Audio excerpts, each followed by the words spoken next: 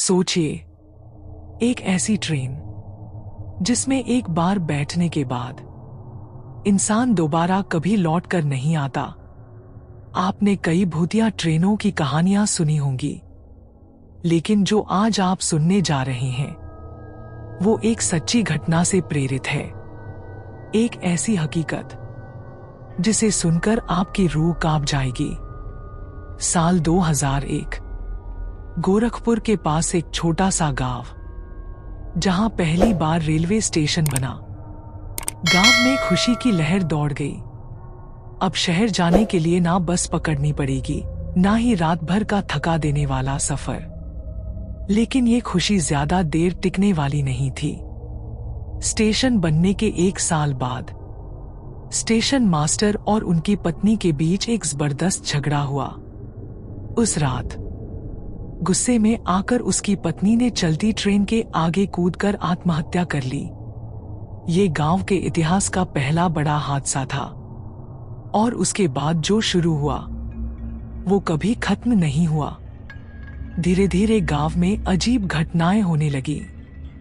रात की ट्रेनों में सफर करने वाले लोगों को रेलवे ट्रैक पर लाल साड़ी पहने एक औरत दिखती, जिसका चेहरा हमेशा घूंघट में छुपा रहता था, और उसकी डरावनी मुस्कान जैसे सीधा आपकी आत्मा को चीर दे।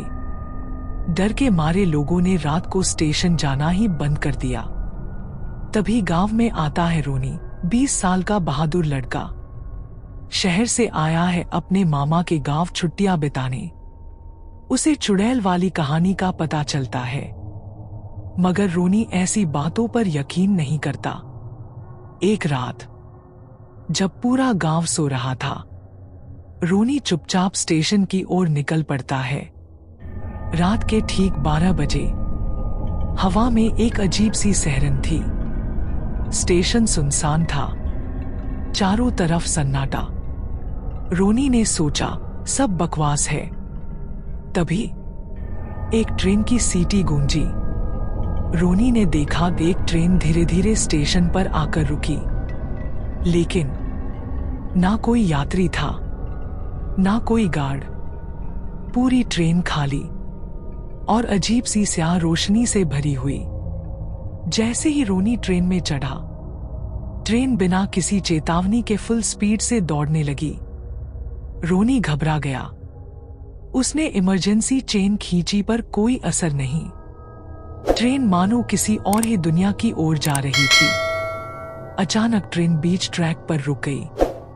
रोनी जैसे ही नीचे उतरा, उसने देखा सामने एक औरत खड़ी थी, लाल साड़ी में, घूंघट में, और उसकी मुस्कान इतनी भयावह कि रोनी वहीं बेहोश हो गया। सुबह रोनी अपने बिस्तर पर था, लेकिन उसके कपड़े मिट्टी और धूल से भरे हुए थे। उसे समझ नहीं आया ये सपना था या सच। उसने अपनी नानी को सब बताया। नानी मुस्कुराई और बोली, बेटा, वो आत्मा बाहर वालों को नुकसान नहीं पहुंचाती, वरना तू आज जिंदा नहीं होता। रोनी उस दिन के बाद फिर कभी उस गांव नहीं लौटा। पर आज भी कहते हैं, जो भी रात में उस ट्रेन में चढ़ता है वो कभी वापस नहीं आता। तो क्या आपको लगता है रोनी का सामना सच में आत्मा से हुआ था, या ये सब एक सपना था?